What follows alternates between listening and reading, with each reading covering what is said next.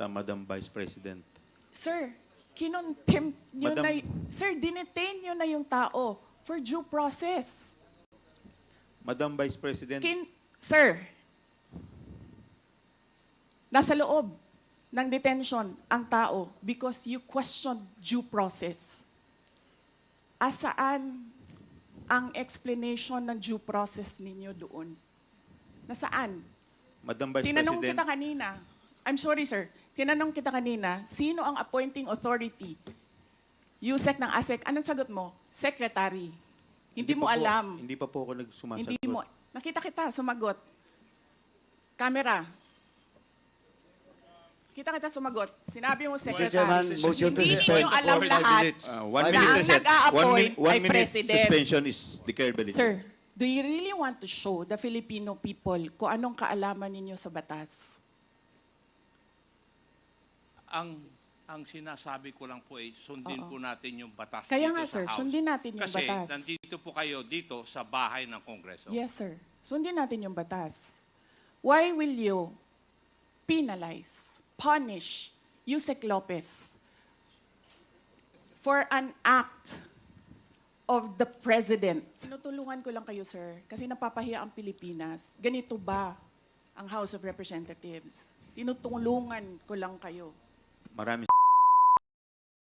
Yun nga po yung tinatanong ko sa inyo kanina, kung paano ginanap yung assessment ng totality of evidence.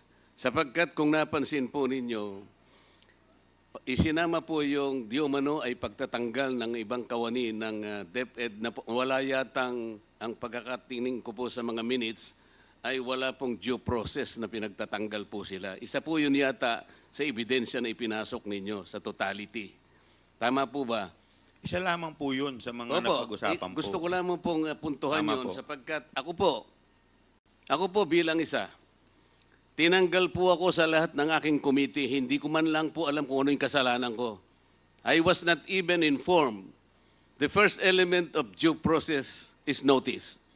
I was not notified. What did I do wrong? Wala po. Pero pinagtatanggal po ako, tinanggap ko naman eh. Pero wala pong due process. Yung po ang gusto kong ipaintindi rin. Pati nga po yung membership ko sa Commission on Appointments na wala namang kinalaman dito sa gawain natin sa Kongreso, tinanggal din po ako ron. Meron po bang due process? Tingnan po ninyo yung ginawa niyang sulat. Point of order, Mr. Chairman. Point of order. What is the point I of think, order, Congressman Mr. Chairman, Dan the Fernandez? good gentleman is not under investigation in this committee, and we are investigating other matter. If you wanted to be investigating Mr. that Chair, matter, I think, I Mr. Chairman, still this is not have the the right point floor, of Mr. order is Chair. proper. I still have the What is- floor, Mr. what is the Marcoleta. point of I'm still- order? the Congressman point of order. Marcoleta, please To wait to suspend, be Mr. recognized. Chair. 1 minute Pwede suspension po is bang declared by the pigilan chair. ng isang nagsasalita?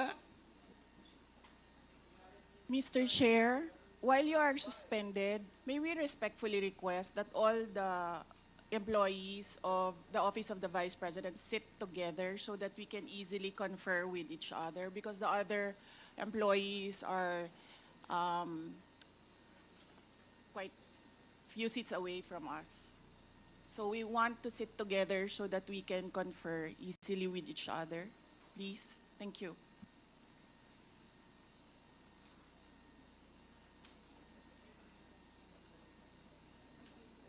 Point of order, that's the second highest motion. So he has to respect it, the point of order of, no. May I proceed, Mr. Chair? Relax ka lang. The point of order is the... May I continue, Mr. Chair? Mr. Chair, The point of Congressman order... Acop is recognized. with the indulgence of the Honorable Marcoleta, Mr. Chair, I think we might as well agree to disagree with one another here bago po tayo magpatuloy. Di po ba? Yes, I agree, Congressman Acop. So, we follow our rules. The Honorable Marcoleta is a member of this Congress, so he knows the rules and he is obligated to follow the rules. Otherwise, he'll be declared out of order and be taken out of this room. So, for all of us, members of Congress, let's follow the House rules. That's why they are there for orderly proceedings. Thank you, Mr. Chair. Thank you, Congressman Akop. We will now proceed to the next item in our agenda. Wala na po Mr. tayong... Chair, respectfully, may I say something? Yes, Honorable. Mr. Chair, Yes. Honorable Vice Mr. Chair? President, before I recognize you, would you like to take your oath? Yeah. I Mr. will only Chair. recognize you if you will take your oath. Okay, Okay. let's do this. Please administer the oath of the Honorable Vice President. Your Honor, please raise your right hand. Do you swear to tell the truth, the whole truth, and nothing but the truth in this inquiry, so help you God? The oath has been administered, Your Honors. Thank you. I will recognize you now, Okay. Honorable Vice President. Yes. Mr. Chair, the position of Undersecretary and Assistant Secretaries and other appointed positions are positions of trust and confidence by the appointing authority. The resignation letters of the USEX and the ASEX of DepEd were accepted by the appointing authority. And who is that? Mr. Chair?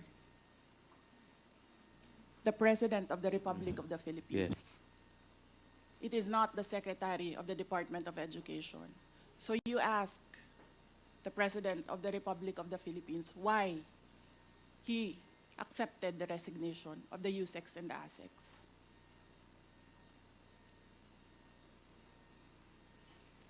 What is the point, Honorable Vice President? Ang sinasabi ko sa inyo, bakit nyo kine-question ang due process? Tanungin nyo ang appointing authority, bakit niya tinanggap ang resignation letter?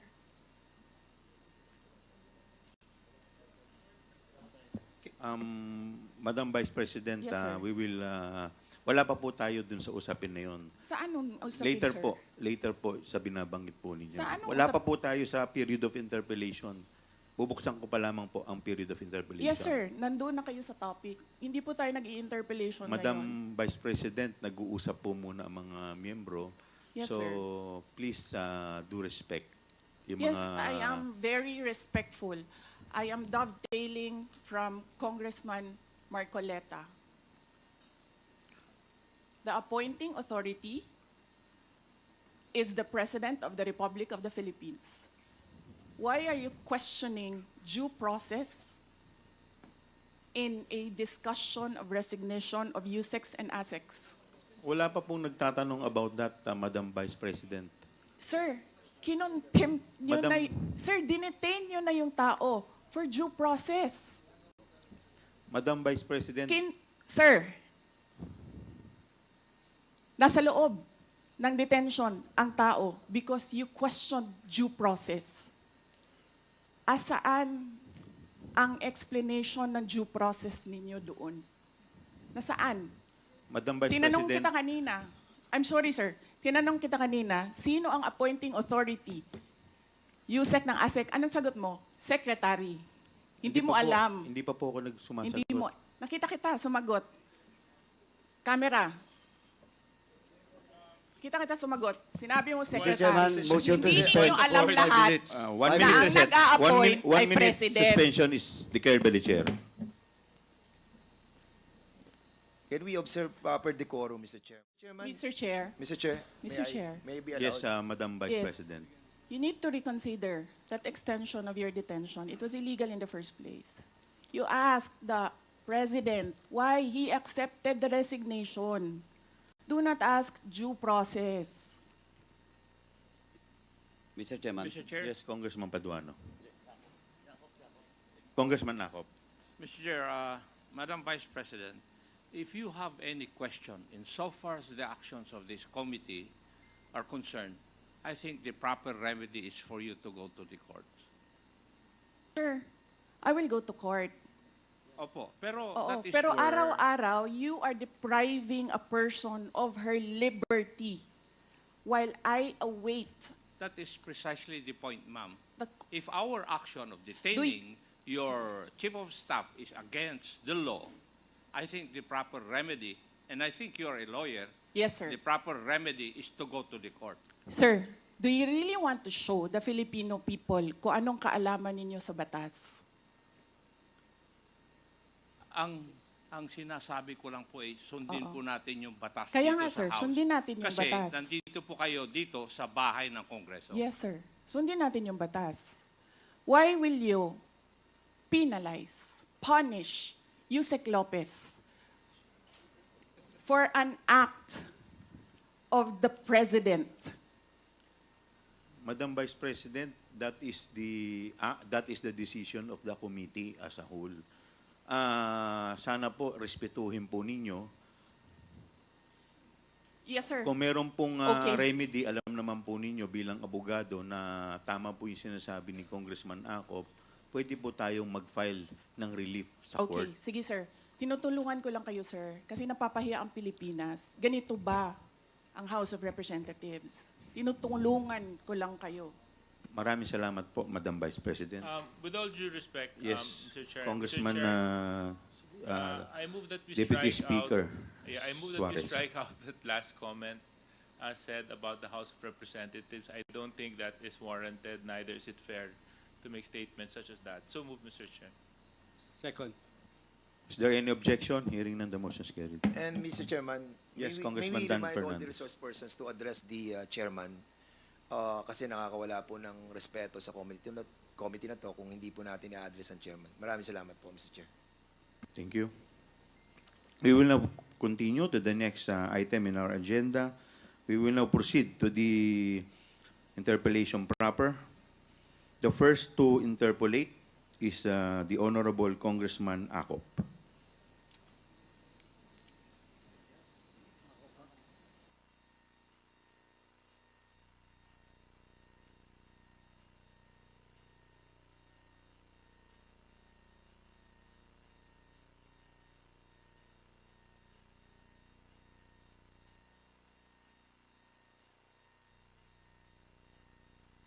Thank you, Mr. Chair. May I ask Mr. Edward Farda?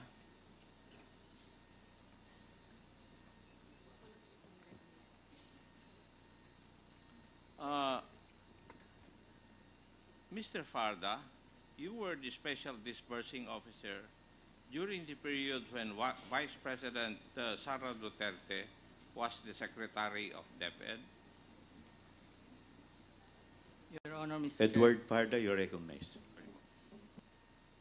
Chair. Your Honor, Mr. Chair, I confirm. Thank you. Would you also confirm the 3 land bank checks, each amounting to 37.5 million, were issued to you as payee and were encashed by you? Would you confirm that? Mr. Farda, you are recognized. Your Honor, I confirm. Thank you.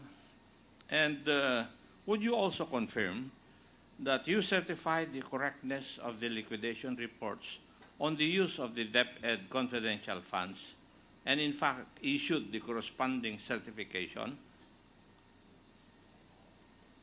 Would you confirm that? Mr. Chair, pwede pong paulit lang po nung question regarding dun sa issue ng certification. Congressman Acop, please continue. Please repeat. Yes, Mr. Chair. Mr. Farda, can you, did you certify to the correctness of the liquidation reports on the use of the DepEd confidential funds and in fact issued the corresponding certification? Mr. Chair, wala kaming kakampi dito, walang maka-point of order para sa amin. How can you ask a resource person without Madam giving him Vice- copies? Without giving him Mr. copies? Chair, point of Madam order, Vice Mr. Chair. President, please wait to be recognized. Give him copies. Point of order. What's the point of order of the Honorable Yes, Castro? Mr. Chair, Representative Acop is asking our resource person, why is it that the Vice President is batting? Yes, Yes, the ma'am. point No, of order hindi is po Kasi wala dapat kaming ganon. kakampi proper. dito, ma'am. Pero dapat Walang pakinggan maka-point 1 minute of recess declared by the order. chair. Well, point of order.